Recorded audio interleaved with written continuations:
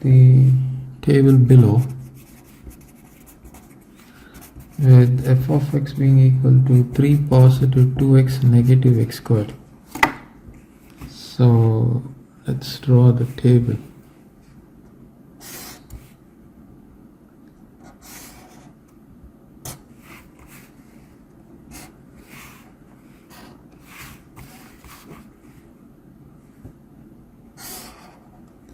This is my x value, this will be my f of x. So you have negative 2, negative 1, 0, 1, 2, 3 and 4.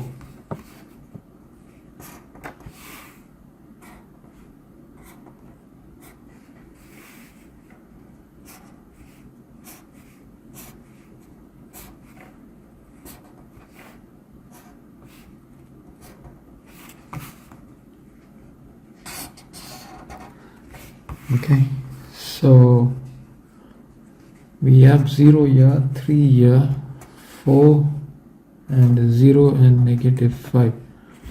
So when x is equal to negative 2, f of x is going to be 3 positive of 2 negative 2 negative 2 squared. So this is 3 negative 4, negative 2 squared is 4, this is going to be negative 4. So you have 3 negative 4 and negative 4. This is going to be negative 1 negative 4 is negative 5. Negative 5 there. Now x is equal to 2. So f of x is equal to 2 is going to be 3 positive 2 of 2 negative 2 squared. So it's going to be 3 positive 4 negative 4, you get 3 there. So that is the completion.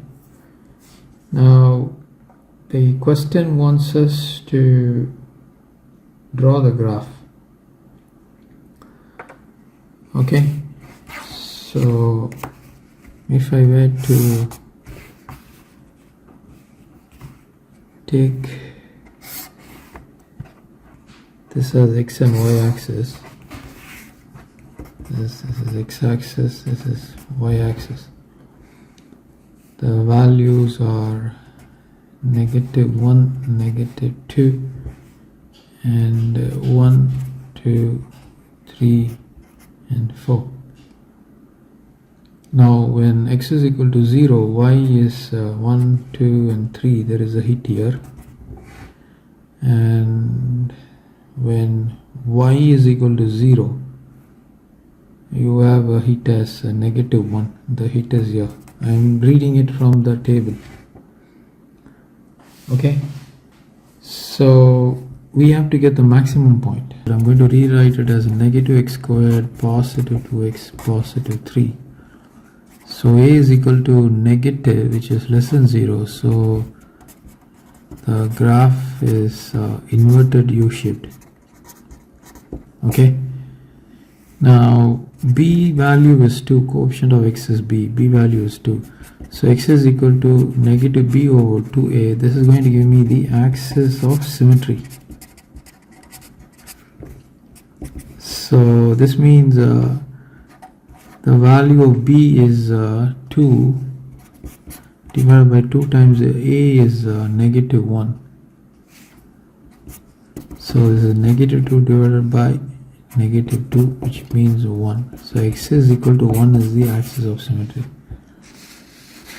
So that is one point. Now we will have to find the maximum point. So f of x is equal to 1 is equal to 3 times of 2 of 1 negative 1 squared, which is 3 positive 2 negative 1, which is 5 negative 1 is equal to 4.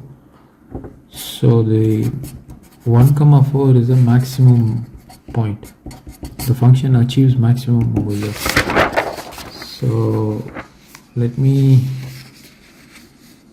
x is equal to 1, so this is the axis of symmetry, and the maximum point is 1 comma 4.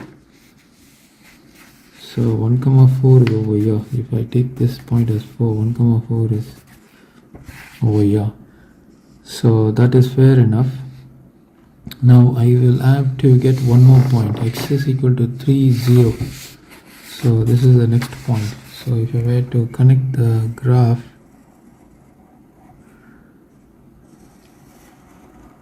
That is how the graph is going to flow. But more importantly, this will be the axis of symmetry. The graph is not to scale, okay, and this is 1,4. This is the maximum point. Okay, so now what they are asking us is the following information we need to provide. The range of f of x greater than 0. Now if you see the graph, all values of x, for all values of x in this particular interval, negative 1, 3, the range f of x is greater than 0. Okay, you see that the minute x is moving out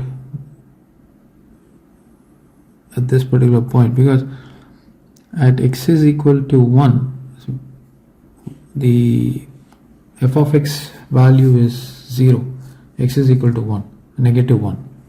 We can't take that. We have to take f of x greater than 0. We need the value greater than 0.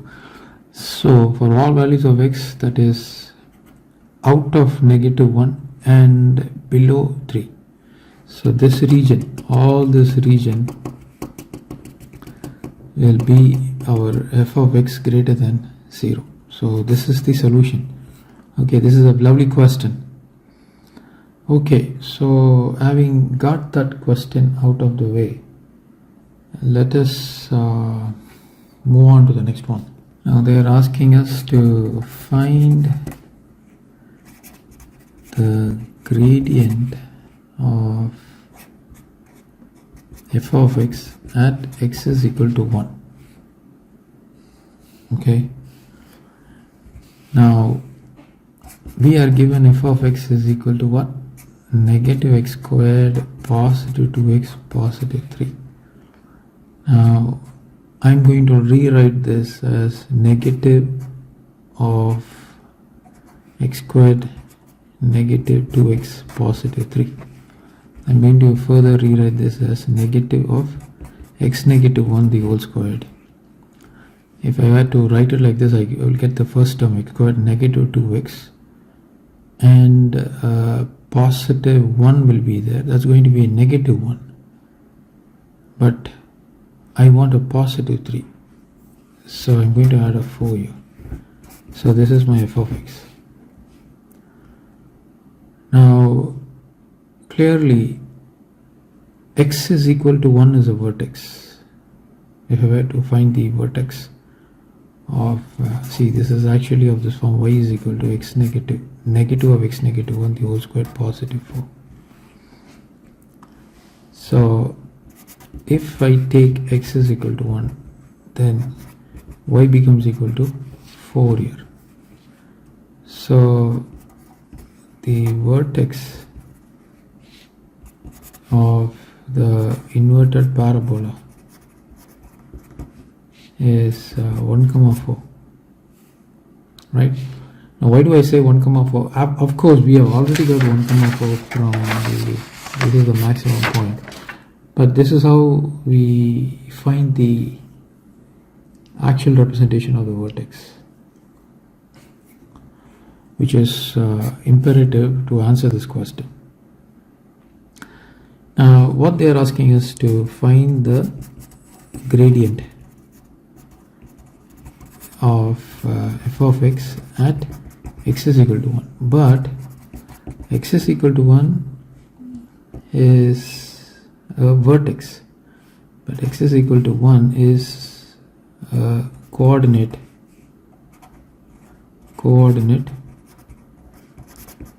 of the vertex, and the gradient of f of x at its vertex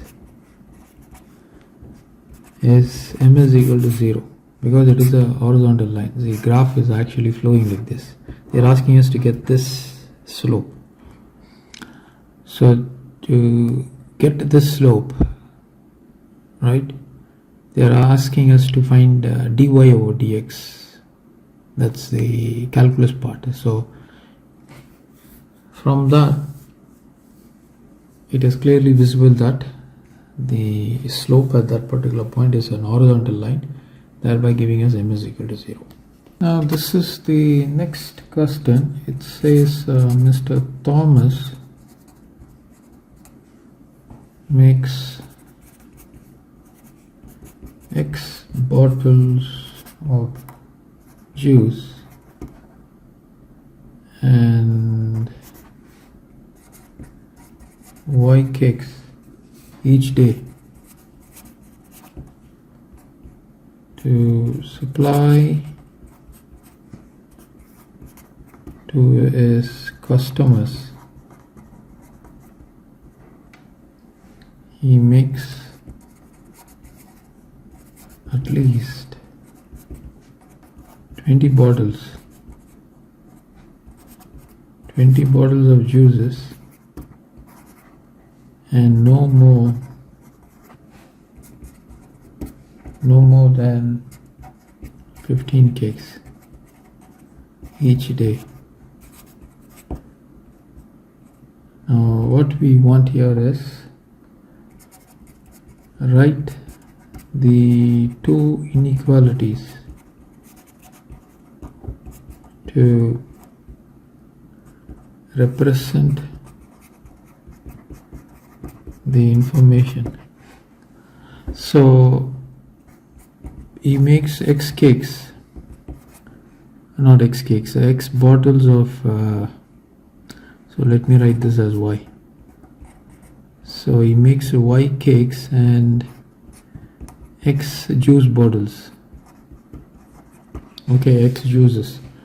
So at least 20. So that means X is greater than or equal to 20. That's the first inequality. And no more than 15 cakes. So Y cannot go beyond 15. So Y is always less than, no more than 15. So we will have to bring that edge down there. So this is the next part of the question. It says Mr. Thomas, he uses $163 to make juices and cakes. Now the cost of one bottle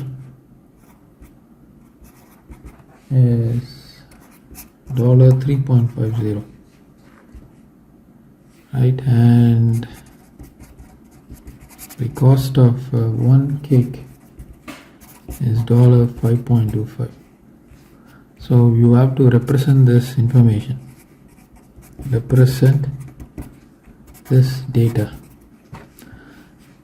Now we already know X is the representation for juices, so we got